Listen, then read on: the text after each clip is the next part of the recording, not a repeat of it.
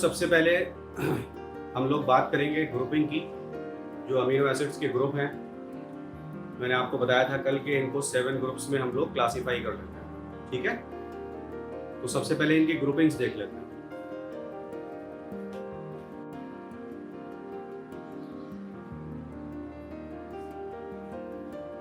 Group first. Now as I told you कि amino acids की जो डाइवर्सिटी है वो किस पे डिपेंडेंट है?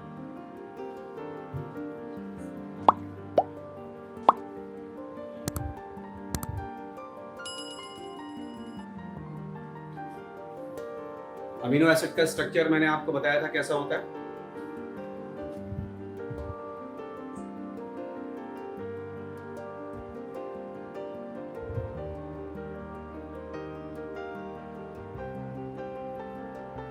हर अमीनो एसिड में बच्चों ये चीजें कॉमन होती है। ठीक है, NH2 COH CH और यहां पर होता है R। R को बदलते जाइए, अमीनो एसिड चेंज होता चला जाएगा।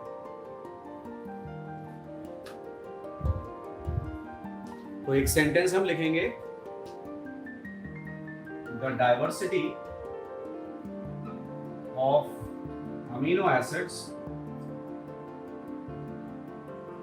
depends upon R, the variable side chain। Amino acid कितनी तरह के हो सकते हैं, ये किस पर डिपेंडेंट है? R पर डिपेंडेंट है। R को बदलते जाइए, अमीनो एसिड बदलता चला जाए। ठीक है ना? So first of all, we are coming on to group first। इसमें 5 मेंबर्स थे बच्चों, glycine, alanine, valine, leucine, isoleucine, और इनको बोलते हैं हम एलिफेटिक अमीनो एसिड्स।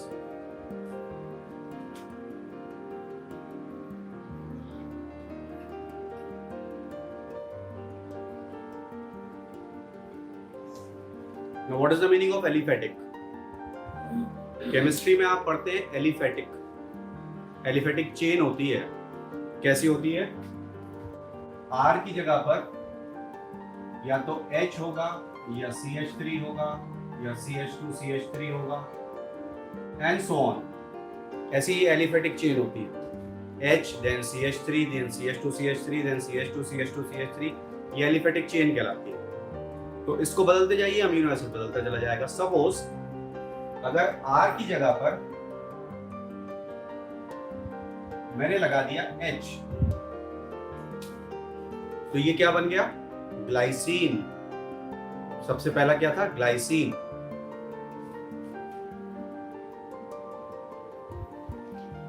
और R की जगह अगर अब मैं लगा दूं CH3, तो ग्लाइसीन से अगला क्या था? Alanine. If you replace it by CH3, it becomes alanine. और CH2 CH3, valine, leucine, isoleucine, ऐसे बनते चले जाएंगे। तो आप इसको चेक कर सकते हैं, पेज 145 ऑफ एनसीईआरटी बुक निकालिए, वहां पर पेज 145 ऑफ एनसीईआरटी बुक, उसमें आपको देखने को मिलेगा पेज 145 पर ऊपर टॉप पर ग्लाइसीन और एलेनिन बने हुए हैं। तो ग्लाइसीन में R की जगह पर क्या है? H। और ये भी देखिए कि ये कार्बन अब कायरल नहीं रहा, सिमेट्रिक हो गया, क्योंकि इसके दोनों तरफ H आ गया। तो ये अमीनो एसिड ऑप्टिकली इनएक्टिव होगा कि नहीं?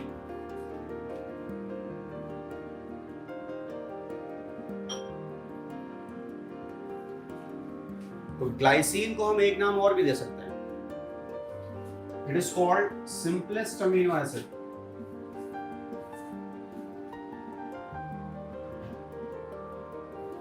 Why we are calling it as simplest amino acid? क्योंकि केमिस्ट्री में H से ज्यादा सिंपल कुछ नहीं है, हाइड्रोजन से ज्यादा सिंपल कुछ नहीं है। It is the first element of periodic table, 1H1। Yes और नो? जो एटॉमिक नंबर वो एटॉमिक मास, तो हाइड्रोजन से ज्यादा सिंपल कुछ है नहीं केमिस्ट्री में। आप R की जगह पर सिंपलेस्ट अगर कुछ लगा सकते हैं तो वो H है। That's why glycine becomes the simplest amino acid, but it is optically inactive. You got it or not? Let me know.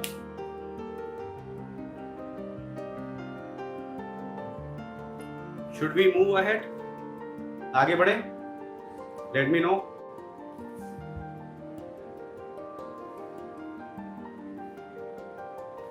All of you got this?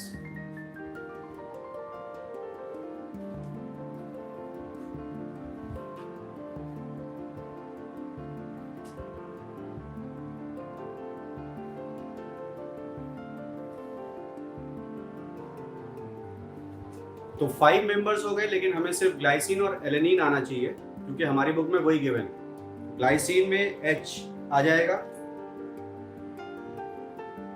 ठीक है, और एलेनिन में CH3 आ जाएगा R की जगह पर। क्या लिखा है ये?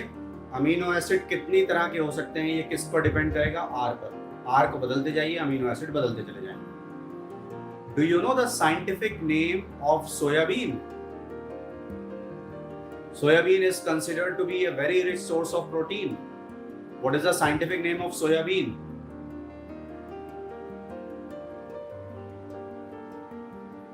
Find out and tell me. Search करिए और बताइए। Scientific name of soybean.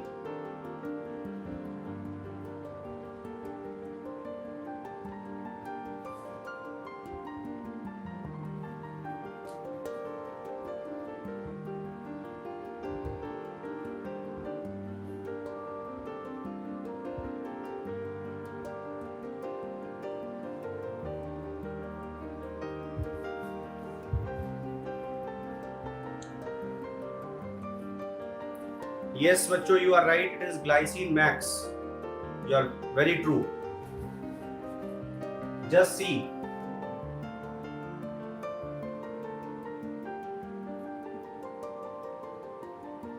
The name of the genus is glycine and the name of the species is max. Glycine max. What is the meaning of glycine? Amino acid. That means it is rich in protein. और उस protein में glycine ज्यादा है। और max का मतलब आप जानते हैं, मैक्सिमम के लिए बोला गया है। तो that's why they are saying glycine max.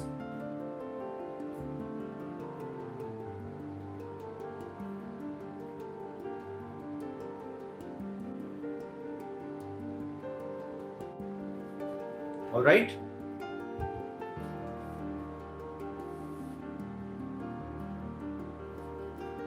now moving on to the next group, that is second group.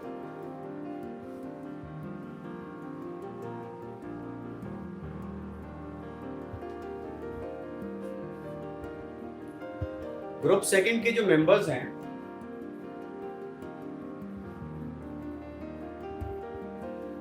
Group 2 है और मेंबर्स भी 2 हैं।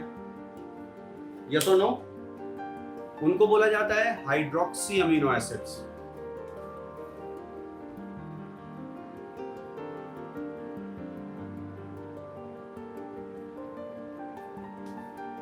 Means R will be replaced by either OH और CH2OH। R की जगह पर या तो OH आएगा या CH2OH आएगा। OH के बाद CH2OH आता है। अब जैसे आप देख रहे हैं, हमारी बुक में बना हुआ है पेज 145 पर, they have given serine, threonine and serine. Threonine में OH आ जाएगा, सीरीन में क्या आ जाएगा? NH2, CH, COOH, R will be replaced by CH2OH.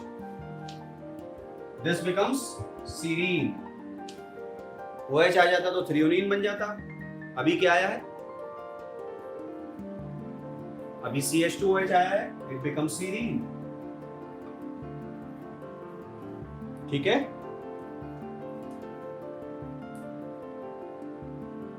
Coming on to group third. Have you written this? You can take the screenshot.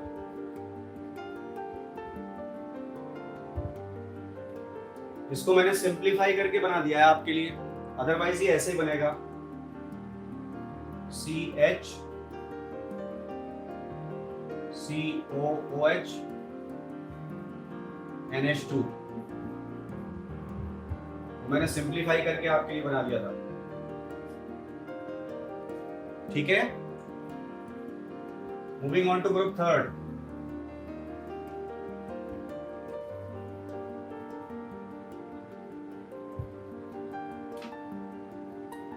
Group third contains sulfur containing amino acids.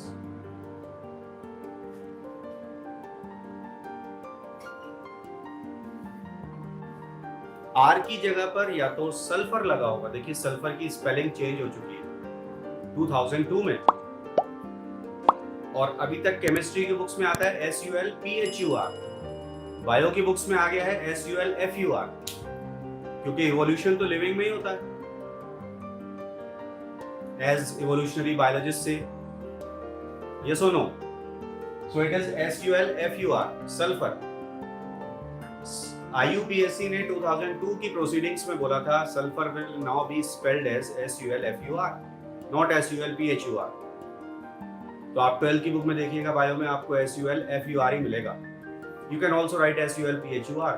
तो sulphur के जो derivatives होते हैं या sulphur directly आ जाएगा, वो इस third group में आते हैं। अब थर्ड ग्रुप में है कौन कौन? R will be replaced by either S और SH। ये होता है थायो ग्रुप। इसे सल्फहाइड्रिल ग्रुप भी कह सकते हैं और इसे थायो ग्रुप भी कहते हैं। सल्फहाइड्रिल और थायो ग्रुप, किसी भी नाम से बुला सकते हैं आप इसे। तो दो एमिनो एसिड थे, सिस्टीन और मिथियोनीन।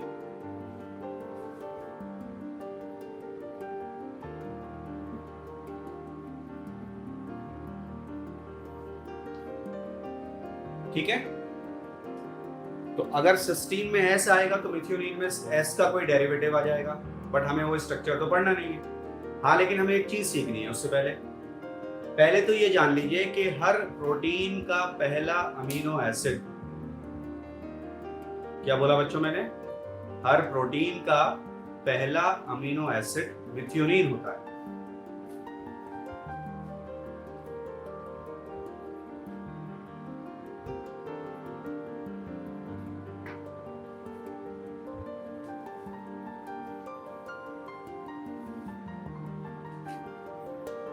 Methionine is the first amino acid of every protein. Why? You will learn in class 12 chapter 6.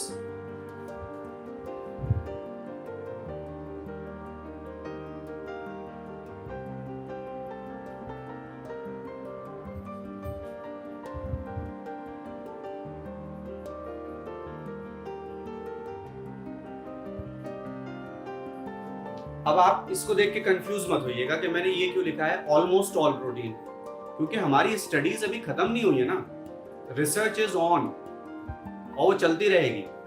अब हमें मालूम नहीं है, हो सकता है किसी में पहला अमीनो एसिड कुछ और भी। So every protein has the first amino acid, almost all the proteins have their first amino acid as methionine. Why? You will learn in class 12 chapter 6, वहां पे सीखेंगे। So without methionine protein can not be form, right? And without sulphur methionine cannot be formed. That means sulfur is essential for proteins. Yes or no? Can we say this?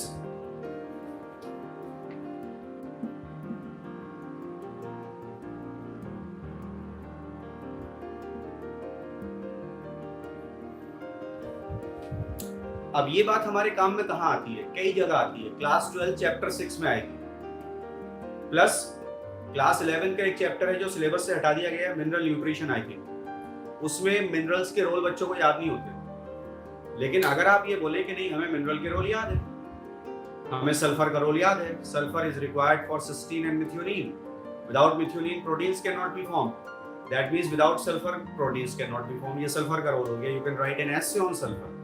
बच्चे कहते हैं mineral के role याद नहीं हो रहा है, mineral के रोल तो हम पहले से पढ़ चुके हैं,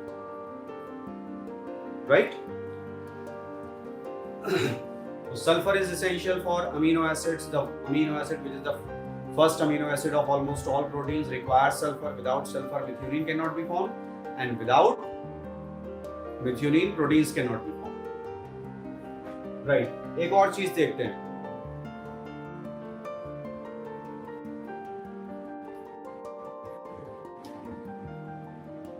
NH2 CH COH, एक सिस्टीन और रख दिया इसके पास।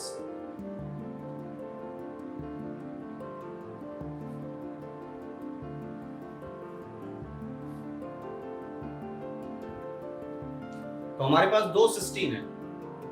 अगर इन दोनों के सल्फर आपस में लिंक हो जाए, सल्फर सल्फर लिंकेज को बोलते हैं बच्चों डाई सल्फाइड बॉन्ड।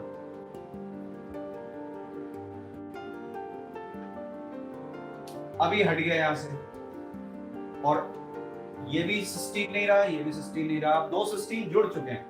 इस पूरे का नाम है CYSTINE, सिस्टीन।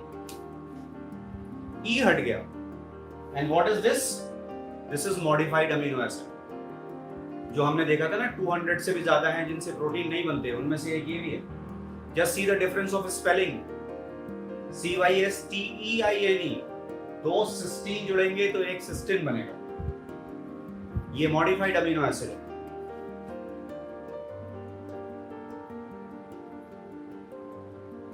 अमीनो एसिड के लिए मैंने लिख दिया बच्चों A.A. स्मॉल ए से।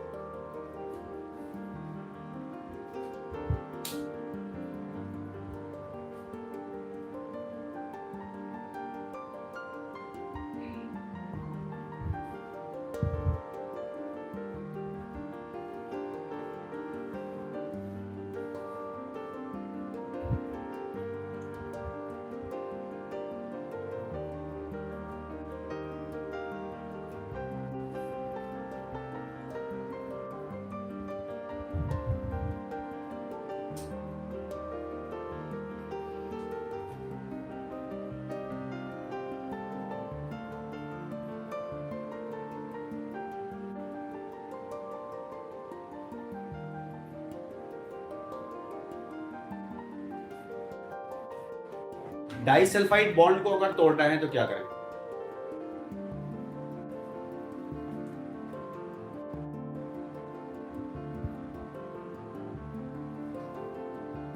HCOOH, ये क्या होता है?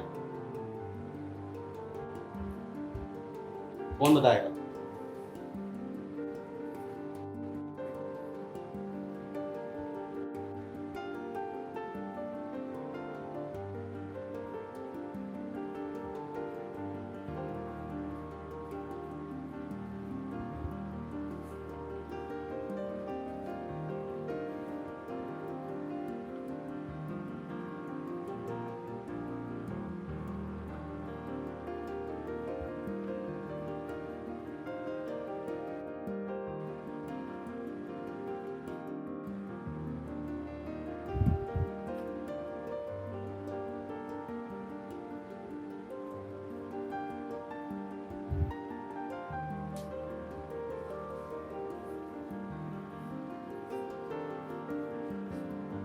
Methanoic acid, yes, but you can also call it as formic acid.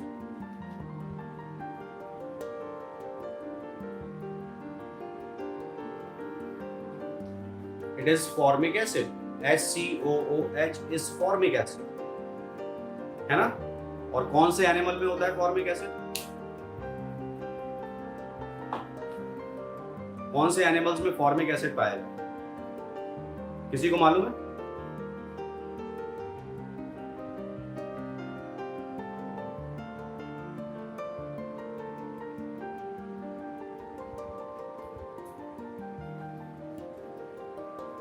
Bees or ants?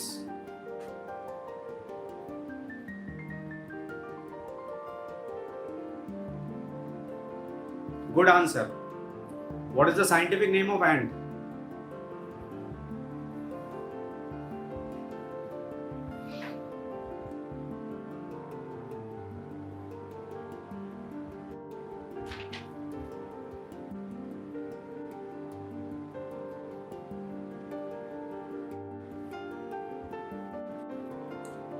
Let me know the scientific name of ant.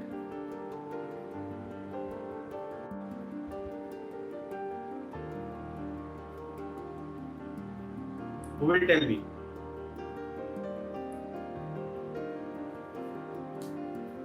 ये तो उसकी फैमिली है. Formicidae is the family. Scientific name is Formica.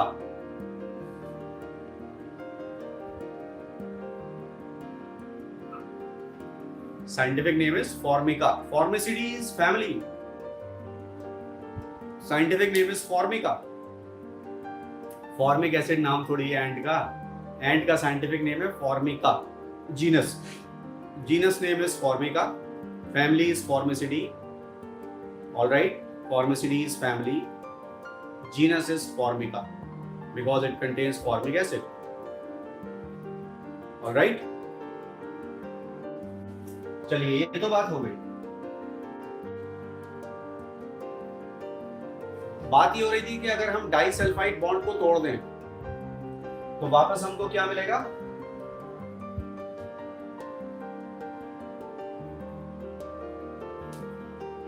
Disulphide bond को break करने पर वापस हमको मिल जाएगा सिस्टीन एंड सिस्टीन. यस और नो? डाइसल्फाइड बॉन्ड को ब्रेक करने के लिए जो कंपाउंड यूज होता है उसका नाम मैं लिख रहा हूं, आप बताना वो क्या है.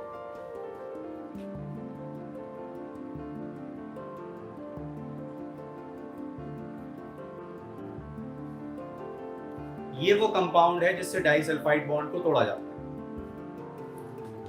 अभी आपने HCOOH को बताया था formic acid. What is HCOOOH? 3 बार वो आ गया.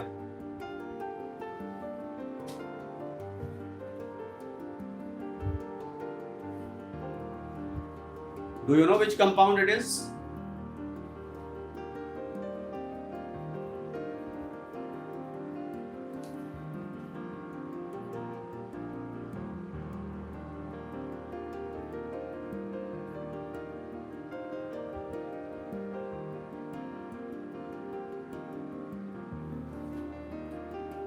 देखिए किसी भी एसिड में अगर ऑक्सीजन जुड़ जाए तो आप बोलेंगे ये एसिड का ऑक्सीजन डेरिवेटिव. ऑक्सीजन डेरिवेटिव को बोलते हैं हम परऑक्सी. परऑक्सी फॉर्मिक एसिड. किसी भी एसिड में एडिशनल ऑक्सीजन है तो आप बोलिए ये उस एसिड का परऑक्सी एसिड है. तो ये है peroxy formic acid. In short हम इसे बोलते हैं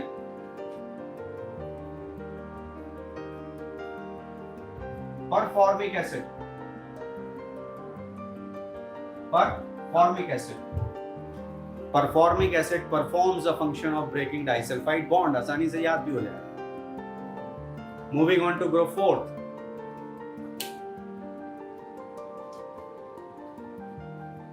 रब कर दूं ये.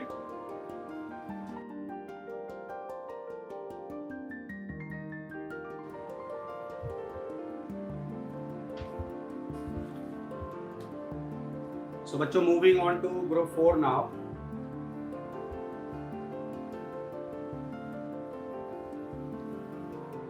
ग्रुप 4 में जाने से पहले देखिए एक चीज को समझिए.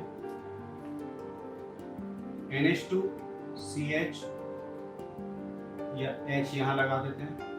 COOH. R अभी हमें नहीं पता R क्या है. अभी हम क्या बोलेंगे कि ये तो है बेस, बेसिक ग्रुप, और ये है एसिडिक ग्रुप. तो अमीनो एसिड में एसिड लगा हुआ है लेकिन ये एसिड नहीं है क्योंकि इसके पास एक बेसिक ग्रुप है, एक एसिडिक ग्रुप है. तो देखा जाए तो ये न्यूट्रल हो गया. यस और नो? अब अगर R की जगह पर एसिडिक ग्रुप आ जाए सपोज ये, तो हम बोलेंगे इसका एसिडिक कैरेक्टर बढ़ गया. R की जगह पर अगर NH2 आ जाए तो हम बोलेंगे इसका बेसिक कैरेक्टर बढ़ गया. समझ रहे हैं बात या नहीं? तो जो ग्रुप 4 के मेंबर्स हैं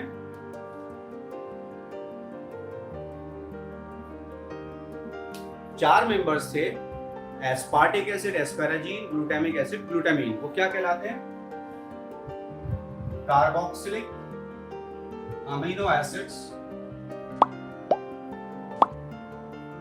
and their amides. अमाइड्स में क्या होता है कि एडिशनल अमीनो ग्रुप आ जाता है. Amides are having more nitrogen as compare to amino acids.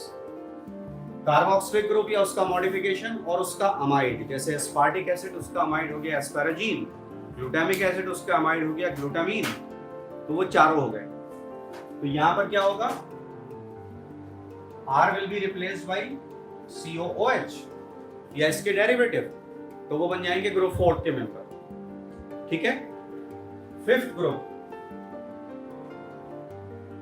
Fifth में आते हैं बेसिक अमीनो एसिड्स.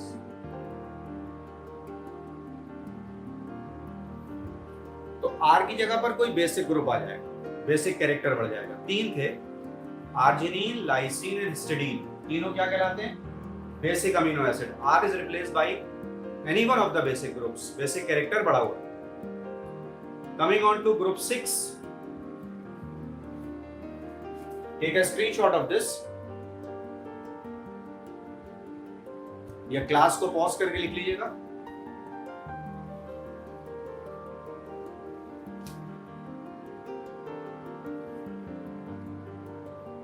ग्रुप 6 में बच्चों आते हैं एरोमेटिक अमीनो एसिड्स.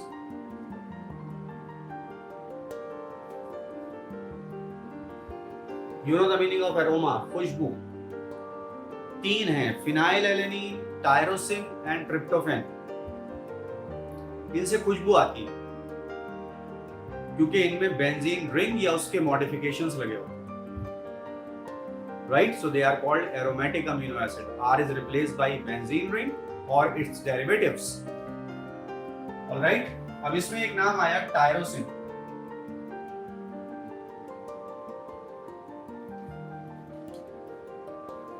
और फिनाइल एलेनिन भी इसी में है, टायरोसिन भी इसी में है, ट्रिप्टोफैन भी इसी में है. Phenyl alanine essential amino acid था, वो हमारी डाइट में होना चाहिए. जब हम फिनाइल एलेनिन खाते हैं तो उससे हम टायरोसिन बनाते हैं अपनी बॉडी में. टायरोसिन बनने के बाद क्या होता है, जो थायराइड ग्लैंड है उसमें टायरोसिन अमीनो एसिड से और T, ये 3 आयोडीन के साथ जुड़ जाता है तो बनता है T3, ट्राई आयोडो थायरोनिन. और टायरोसिन अमीनो एसिड जब 4 आयोडीन के साथ जुड़ता है तो बनता है थायरोक्सिन, ऑल्सो कॉल्ड T4. और टेट्रा आयोडोथायरोनिन, लेकिन वो नाम याद मत करिए, थायरोक्सिन नाम याद करिए, फिर बाद में ये याद नहीं रहेगा कि थायरोक्सिन T3 का नाम था कि T4 था. अब देखिए, ये थायराइड ग्लैंड के हार्मोन्स हैं T3 और T4, जिनके बगैर ग्रोथ नहीं होती है.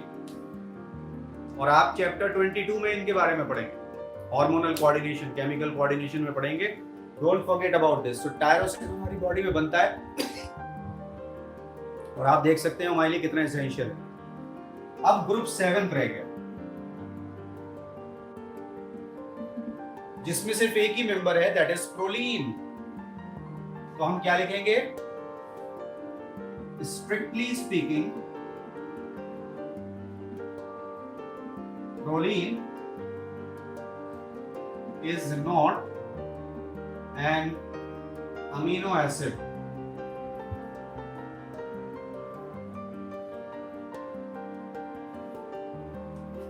इसलिए मैं आपसे बोल रहा था कि नाम 20 हैं लेकिन अबाउट 20 लिखते हैं. प्रोलीन अमीनो एसिड नहीं है. फिर क्या है, rather it is an immuno acid.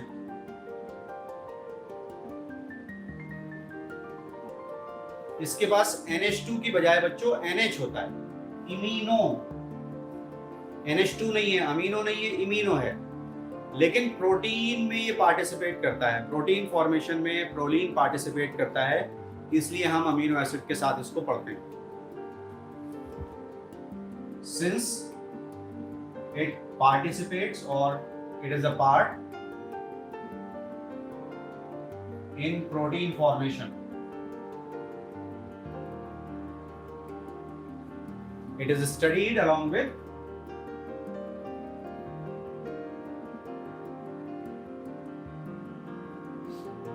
Amino acids. तो 19 तो अमीनो एसिड है और एक इमिनो एसिड है, दैट इज प्रोलीन, और हर प्रोटीन में होता है प्रोलीन भी। समझ रहे बात या नहीं? इसलिए हम बोलते हैं about 20 amino acid, 19 amino acid plus 1 imino acid, right. कल बच्चों चैप्टर 2 की प्रॉब्लम्स आज ही पोस्ट कर दीजिएगा ग्रुप में, तो कल मैं आपको बता दूंगा। If you have no problem then we can continue with the other part of proteins. उससे आगे कल शुरू कर देंगे। अगर आज आप लोग ग्रुप में प्रॉब्लम पोस्ट करेंगे तो कल मैं आपको प्रॉब्लम्स बता दूंगा चैप्टर 2 की क्लास के टाइम में। If you have no problem तो फिर हम लोग इसी क्लास को आगे कंटिन्यू करेंगे। और संडे का टाइमिंग क्या रखना है वो ग्रुप में पोस्ट कर दीजिए। संडे को 2 से 3 रखना है कि 3 से 4 रखना है कि 4 से 5 रखना है कि 5 से 6 रखना है कि 6 से 7 रखना है या 1 से 2 रखना है। whichever time you will say, I'll post the paper in that particular time, right? So it's up to you, you decide the time। 1 घंटे का टाइम होगा, उसी में पेपर आपको मिलेगा। आपको आंसर लिख करके 1 घंटे के अंदर अंदर मुझे पोस्ट करने होंगे फॉर क्लास 11।